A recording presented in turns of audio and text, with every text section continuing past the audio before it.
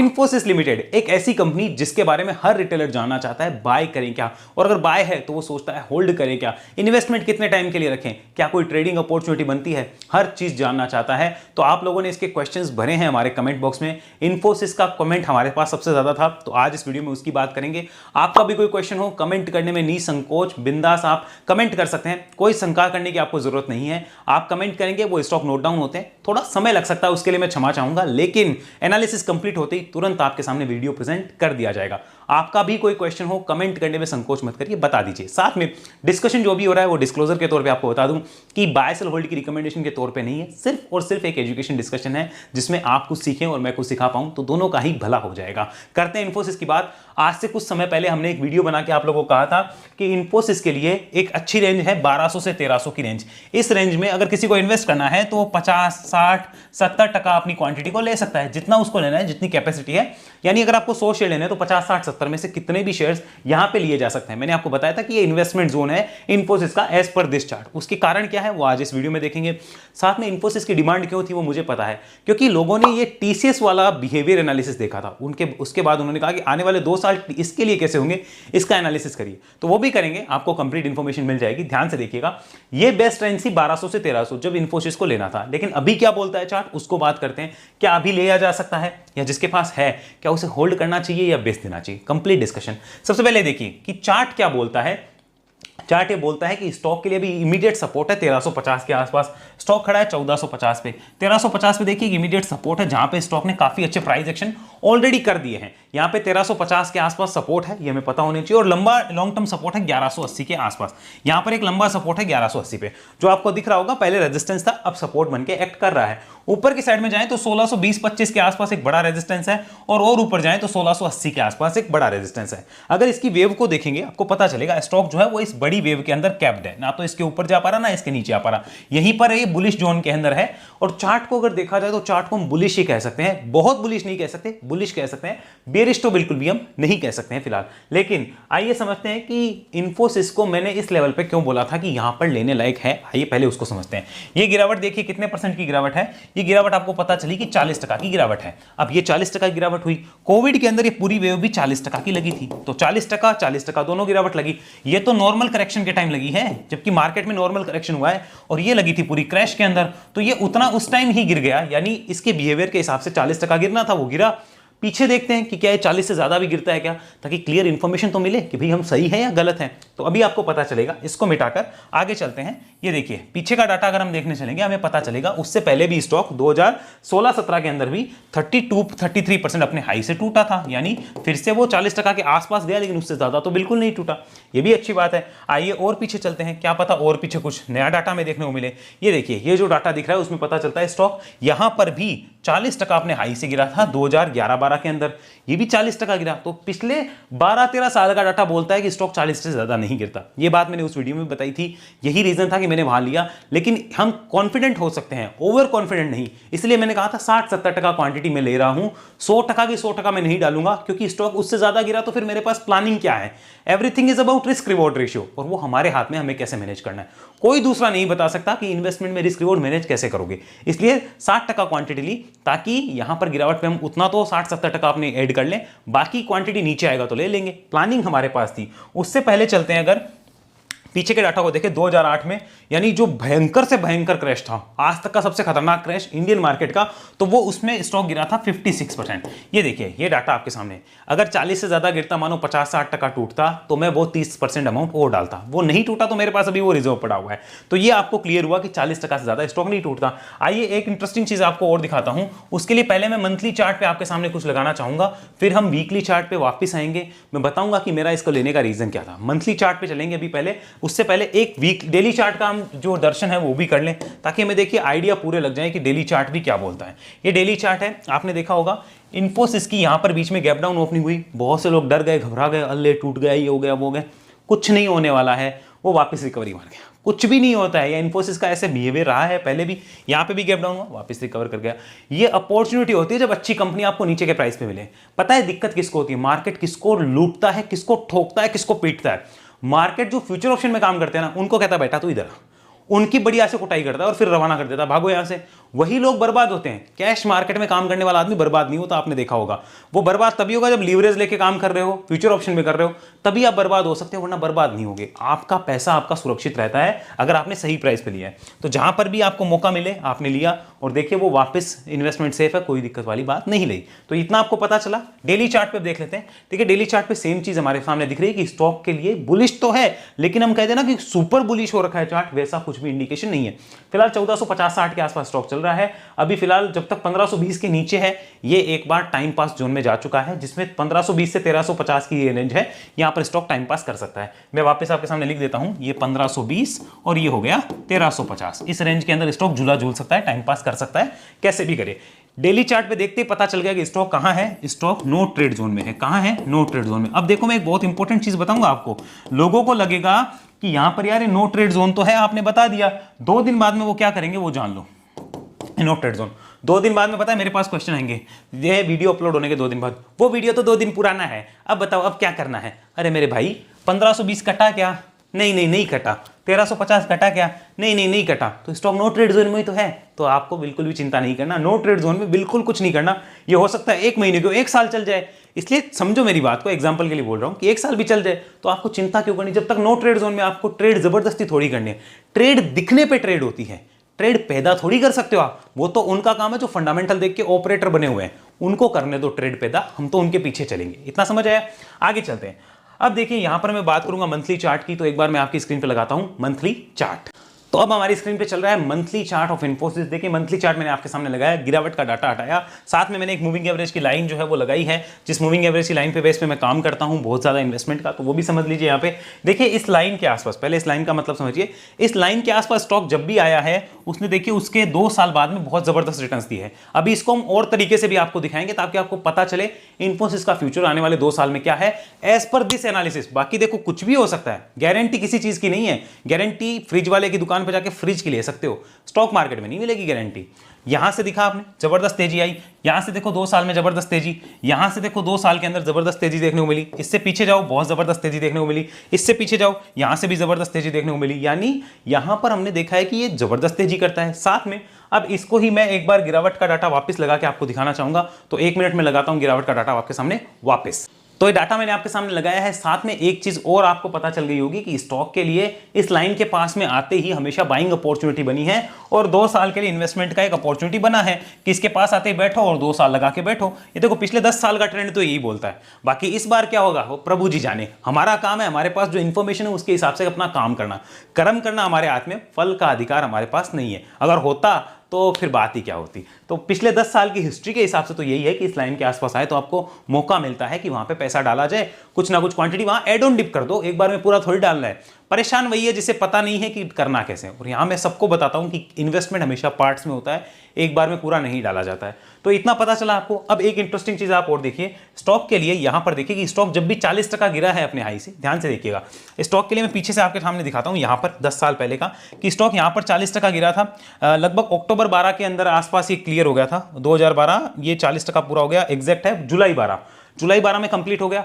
2 साल बाद देखिए जरा क्या होता है 40% टूटने के बाद में। यहां पर ये हमारे सामने जुलाई 14, ये जुलाई 14 है। यहां पर देखिए भाव क्या था, यहां पर मैं आपके सामने भाव लगा देता हूं, लगभग भाव है 428 रुपए का, बहुत बढ़िया बात है। अगर मैं पीछे जाऊं यहां पे 40% जिस दिन कंप्लीट हुआ तब जुलाई 12 के अंदर भाव था 258 रुपया।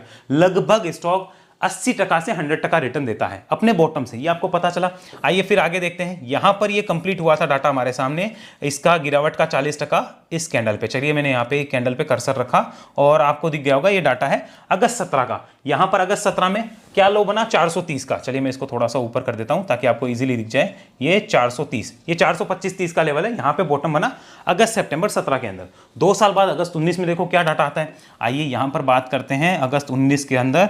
ये मार्च, अप्रैल, मई, जून, जुलाई, अगस्त, ये अगस्त 19 के अंदर भाव क्या है 800 रुपए से ऊपर का है। डबल हुआ कि नहीं हुआ वो आप बता दो, मुझे तो लगता है हो गया, जितनी मुझे मैथ आती है उसके अंदर तो ये हुआ। उसके बाद में कोविड के अंदर फिर से स्टॉक जो है देखिए यहाँ पे 40% गिरा। मैंने यहाँ पे फिर से कर्सर लगाया, 511 रुपए के आसपास का बॉटम बना था। हम बॉटम पे नहीं पकड़ रहे हैं, हम तो थोड़ा ऊपर नीचे पकड़ेंगे। 511 के आसपास हमें मिला, बॉटम बना।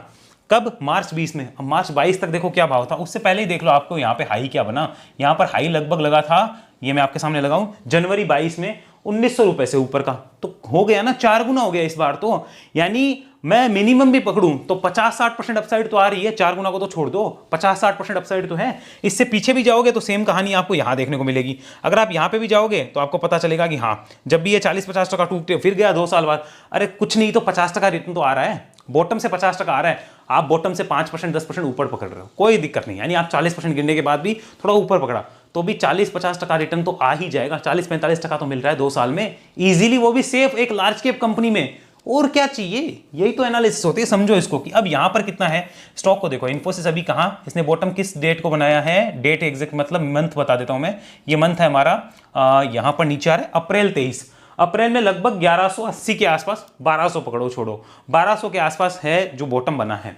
अब यहां से स्टॉक 2 साल बाद में यानी अप्रैल 25 तक की बात करते हैं। अब देखो अप्रैल 25 तक आते आते अगर मैं 50% रिटर्न पकड़ूं तो 1800-1900, वो तो दिखता ही है ना, यहां होगा, दिख रहा है, इतना तो आपको भी दिख रहा है। 50% रिटर्न तो घर में आ गया, उस टाइम आधी क्वांटिटी बांध ली। रिमेनिंग क्वांटिटी कब बांधेंगे? जाने दो ना इसको 2400-2500, तब बांध लेंगे रिमेनिंग क्वांटिटी, और क्या दिक्कत है? संभव है कि नहीं है? देखो बिहेवियर एनालिसिस और हिस्टोरिकल एनालिसिस के हिसाब से संभव है। बाकी जिसको विश्वास ही नहीं है, कुछ पता ही नहीं है, या सिर्फ मतलब वो फंडामेंटल का गुणगान करना है कि ऐसा हो रहा है वैसा हो रहा है, भैया आपसे और मेरे से ज्यादा टेंशन उसको है जिसने 100 करोड़ या 1000 करोड़ लगा रखे हैं। वही ये प्राइस एक्शन बनाता है, उसी के हिसाब से हम उसको पढ़ते हैं, हम इसी को पढ़ के काम करते हैं। हम ऐसा नहीं कोई अलग से अपनी दुनिया में बैठे हैं, उन्हीं को फॉलो कर रहे हैं जो बड़ा पैसा लगा के बैठे हैं। तो यहां से अब आपको दिखता है कि क्या हो सकता है। आया समझ में? इसके लिए रिटर्न्स मैंने आपको बता दिए क्या है क्या नहीं, बट स्टिल रिपीट करूंगा, गारंटी किसी चीज की नहीं है। ये मार्केट है, बिहेवियर एनालिसिस हर बार वर्क करता है, 100 में से 90 बार करता है, 10 बार ना करे तो ना करे, उसके लिए 90 बार वाले स्टॉक को थोड़ी छोड़ देंगे हम। इसलिए ये भी आपको ध्यान रखना है। तो इतना क्लियर हुआ कि वीकली चार्ट मंथली चार्ट दोनों एक चीज बोल रहे हैं। इसमें यहां पर आपने देखा कि मूविंग एवरेज के आसपास में मिलता है तो भी ये बाय है, और उसके बाद में देखिए क्या जबरदस्त अपसाइड मिलती है। अब बात करते हैं कि चलो सर ये तो हमें पता चल गया कि इन्फोसिस बुलिश हो सकता है आने वाले 2 साल के लिए, बहुत अच्छी बात है, लेकिन ये बताओ अभी ले लें क्या? और ले रखा है तो भी क्या करें? आओ उस पर बात करते हैं। तो मैं फिर से कन्वर्ट करता हूं वीकली चार्ट। तो ये आ गया हमारे सामने वीकली चार्ट। देखिए लोग काम क्यों नहीं करते, मैं आपको बताऊं, 2-2 साल पहले उनसे होल्ड नहीं होगा, क्योंकि विश्वास ही नहीं है कि ऐसा हो सकता है क्या। चलो विश्वास नहीं है छोड़ो, रिस्क मैनेजमेंट तो कर लो, 20-30% ऊपर गया, थोड़ा बहुत बेच लिया, तो आपकी कॉस्ट तो कम हो गई ना। कुछ ऐसा करना पड़ेगा ना, लोगों में इतनी वो कहते हैं ना कि एनर्जी है कि वो इतनी मेहनत करने बैठे सारे एनालिसिस को समझे, नहीं, सीखना भी नहीं है, कोई सिखा रहा है तो समझना भी नहीं है, बस खाली अपनी जो कहते हैं कि नाकामयाबी के वो जो बहाने हैं वो गिनाने हैं कि हम इस वजह से पैसे नहीं कमा रहे स्टॉक मार्केट में। भैया कोई भी बिजनेस करते हो पहले सीखना पड़ता है। आपने सीखा क्या? जी नहीं सीखा। आप डॉक्टर, इंजीनियर जो भी हो, फाइनेंस वाले कुछ भी हो, पहले जो भी काम करते हो सीखते हो ना। एक 15,000 की नौकरी से पहले भी आपको वो जाते ही मैनेजर, कहीं भी आप जाओ, वो बोलेगा पहले ट्रेन हो जा, ये 15,000 रुपये मिलेंगे, एक बार बोलेगा दूसरे आदमी को काम सिखा दो। और आप चाहते हो कि पहले दिन से मैं 1.5 लाख रुपया कमाऊं और सीखना भी ना पड़े। अरे चाचा जी की दुकान में थोड़ी आए हो, इवन चाचा जी की दुकान में भी नहीं मिलते हैं, ये भी ध्यान रखो। अब समझो यहां पर इन्फोसिस चल रहा है, हम बात करते हैं पहले उनकी जो ऑलरेडी इन्वेस्टेड है। क्या है? ऑलरेडी इन्वेस्टेड है। अब इन्वेस्टेड 2 प्राइस से हो सकते हैं, पहला इस प्राइस से इन्वेस्टेड है, तो वो क्या करें? सिंपली बात है कि भाई साहब यहां पे तो होल्ड बनता है। अगर मैं होता तो मैं होल्ड करता, आप क्या करो वो आप अपना समझो, मैं अपना बता रहा हूं, मैं तो होल्ड करता, नहीं बेचता। जब इतनी बड़ी गलती कर चुका तो अब तो मैं होल्ड करता। इवन अब मुझे कोई डिप मिलती है तो डिप पे ऐड, मैं क्या करूंगा? डिप पे ऐड करूंगा, अगर मुझे मिलती है तो। वो डिप कौन सी रेंज की? 1300 से 1200 की रेंज मिलेगी तो मैं सबसे बेस्ट खुशी खुशी उसको ऐड करूंगा। हर डिप पे मैं कुछ लेना चाहूंगा कि चलो ऊपर फंस गए, गलती हो गई, अब गलती नहीं करेंगे। पहली गलती रॉन्ग प्राइस पे बाय करके करी, दूसरी स्टॉप लॉस ना रख के करी, अब तीसरी ये करेंगे कि गलत प्राइस पे बेचेंगे। 3 तो नहीं करनी भैया, 2 कर दी तो कर दी, अब एड ऑन डिप कर लेंगे। ऑलरेडी इन्वेस्टेड ऊपर से, दूसरा कैटेगरी है ऑलरेडी इन्वेस्टेड है यहां से, कहां से? नीचे से, तो उनको क्या करना है? उनका भी सेम बनता है, hold as it is, as it is, चुपचाप शांति से होल्ड बनता है। मैं तो मेरा तो यहां से लिया हुआ है, मैंने तो भी बुक नहीं किया और मेरा शांति से होल्ड है, क्योंकि मैंने स्विंग नहीं खेला यहां पे। अभी 20% के आसपास रिटर्न भी है तो भी मैं बुक नहीं करूंगा, एज इट इज होल्ड रहेगा, क्योंकि इसको थोड़ा लंबे विजन के लिए लिया है। कोई दिक्कत नहीं है, 2-4 महीने नहीं चलता, क्योंकि 1 महीना फिर ऐसा चलेगा कि सारे पाप धुल जाएंगे, तो चिंता वाली बात नहीं है। मेरा तो होल्ड एज इट इज है, बट किसी को डर हो तो क्या कर सकता है? थोड़ा बहुत 20% प्रॉफिट है तो थोड़ा बहुत आधी क्वांटिटी या 40% क्वांटिटी बेच लो। 100 शेयर लिए, 40 बेच लिए, 60 पड़े हैं, उन 60 की कॉस्ट तो रिवाइज होकर 1000 रुपये हो जाएगी ना, क्योंकि आपने इतने प्रॉफिट बुक कर लिए इसलिए। तो इस तरीके से भी आप प्लान कर सकते हो, बट मेरा होल्ड है एज इट इज। अब आएगा दूसरा ग्रुप, जो बोलेंगे कि यहाँ पे फ्रेश इन्वेस्टमेंट कर दे क्या, चलो आपने तो कर रखा है, बहुत अच्छी बात है, फ्रेश इन्वेस्ट अभी कर दे क्या, इस पॉइंट पे क्या बोलते हो जी, सुनिए उसका ध्यान। अगर मैं होता तो इस पॉइंट पे मैं फ्रेश इन्वेस्टमेंट करता सिर्फ 40% या 35% के आसपास, 35 से 40% इन्वेस्ट करता अमाउंट, क्योंकि पूरा क्यों नहीं करता, क्योंकि हम बेस्ट रेंज के आसपास नहीं है, हम उससे ऊपर है, तो इस रेंज के आसपास आता तो मैं ऐड ऑन करता, वरना मैं सिर्फ इतना ही कर पाता, या फिर उसके लिए यहां पे कुछ कंसोलिडेशन होके फिर ब्रेकआउट करेगा तो मैं और ऐड कर लूंगा, लेकिन उससे पहले मैं 35-40% से ज्यादा अमाउंट नहीं लगा सकता एट दिस पॉइंट। रिमेनिंग कब लगानी है, रिमेनिंग करूंगा buy on dip, be on dip, यहां पे नीचे डिप पे मिलेगा तो रिमेनिंग अमाउंट को और डाल देंगे, फिर 20-30% डाला, उसके नीचे आया फिर 20-30% डाला, ऐसे करके मैं काम करूंगा, क्योंकि मैं इन्वेस्टमेंट कर रहा हूं, ट्रेड नहीं कर रहा हूं। तो इतना भी क्लियर हुआ कि फ्रेश वालों को क्या करना है, आई होप आपको समझ आया होगा। और ये अभी के लिए नहीं, आगे के लिए भी वैलिड है, 2 दिन बाद में ये मत कहना कि सर आप क्या करें, सेम चीज वैलिड रहेगी आने वाले 2 साल तक, ये आपको ध्यान रखना है। कुछ इंपॉर्टेंट होगा मैं खुद वीडियो लाऊंगा, ये क्लियर हुआ। अब तीसरा ग्रुप आएगा कि यहां पर कोई ट्रेडिंग अपॉर्चुनिटी है क्या, स्विंग की हम बात कर रहे हैं, वो कहेगा हमें स्विंग चाहिए, कोई ट्रेडिंग स्विंग है क्या यहां पे, तो उसका आंसर है क्लियर नो, कोई स्विंग यहां पे नहीं बन रहा है, फिलहाल कोई स्विंग है ही नहीं, तो हम पैदा थोड़ी कर देंगे, नो ट्रेड जोन में है, स्टॉक में कोई स्विंग नहीं है। यहां पे लिख देता हूं साफ साफ, ताकि आप इसका स्क्रीनशॉट भी लेना चाहो तो ले सकते हो, stock is in no trade zone. अब नो ट्रेड जोन में हम क्या बताएं, अच्छा तो ट्रेड जोन में कब आएगा, अभी कुछ नहीं कह सकते, उसके इंडिकेशंस आने का वेट है, इंडिकेशंस आएंगे तो मैं आपको जरूर बताऊंगा। बिना इंडिकेशंस के हम उसे पैदा थोड़ी कर सकते हैं, वो संभव ही नहीं है, इसलिए हमें वेट करना है पेशेंस के साथ कि इंडिकेशन आए, उसके बाद हम कोई स्विंग ट्रेड के लिए देखेंगे। फिलहाल कुछ भी नहीं है, फिलहाल स्टॉक क्या कर सकता है, फिलहाल स्टॉक यहाँ पे टाइम पास के ही मूड में ज्यादा है, जहां पे स्टॉक ऐसे घूम सकता है, यहाँ पे टाइम पास कर सकता है, या फिर ये धीरे धीरे ऊपर जाता है तो भी अच्छी बात है, जिसके पास होल्डिंग में है वो कमाएगा, यहां पर फ्रेश ट्रेड का कोई आसार नहीं बनता। अब ये बात अलग है, आपने लिया और कल 20-30 रुपए ऊपर बढ़ गया, आप खुश हो गए कि हाँ ट्रेड कर ली मैंने, बहुत अच्छी बात है, बधाई हो आपको, शुभकामनाएं, आपको कमाया उसके लिए आपको बहुत बहुत बधाई, बट ये प्रोसेस सही नहीं है, क्योंकि stock is in no trade zone, ये भी ध्यान रखिए। आगे चलते हैं, आगे बात करेंगे।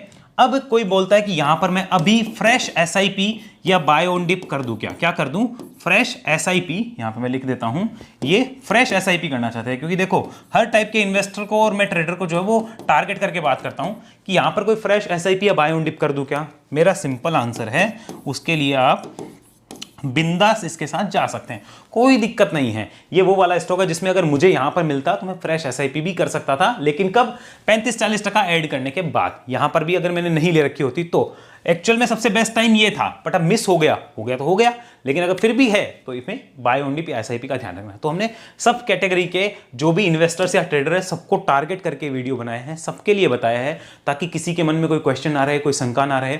इस बात के मुझे पैसे नहीं मिलते, लेकिन मैं फिर भी कोशिश करता हूं कि एक अच्छी एनालिसिस आपके सामने लाऊं, लर्निंग की इंपॉर्टेंस आपको समझाऊं, क्योंकि एक ही मोटिव है, जितने लोग ट्रेन होंगे स्टॉक मार्केट में रिटेलर्स, उतना ही मार्केट के लिए वो अच्छा होगा। FIIs की पिछले 2 सालों में चलनी कम हो गई, पहले उनकी दादागिरी थी वो कम हो गई है, कारण क्या है, आपकी पावर। ऐसी आगे भी उनकी पावर अगर कम करनी है, आप ही आगे आकर सीखोगे तभी कमाओगे। लेकिन देखो वेव्स समझनी पड़ती है, वेव्स के बिना कुछ नहीं होता। अगर वेव्स मुझसे पर्सनली सीखना चाहते हैं तो मैं सिखाता हूं, उसके लिए आपको वेव एनालिसिस में आना है।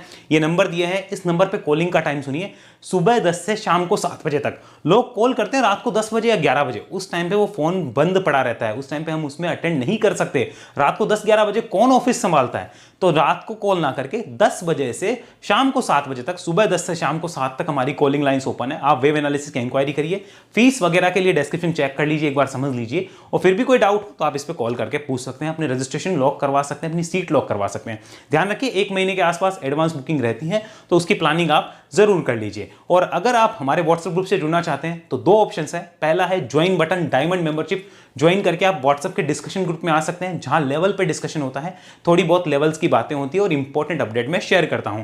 कुछ अल्ट्रा शॉर्ट टर्म हमें मोमेंटम वाले स्विंग्स नजर आते हैं, तो वो भी मैं आपको देता रहता हूं।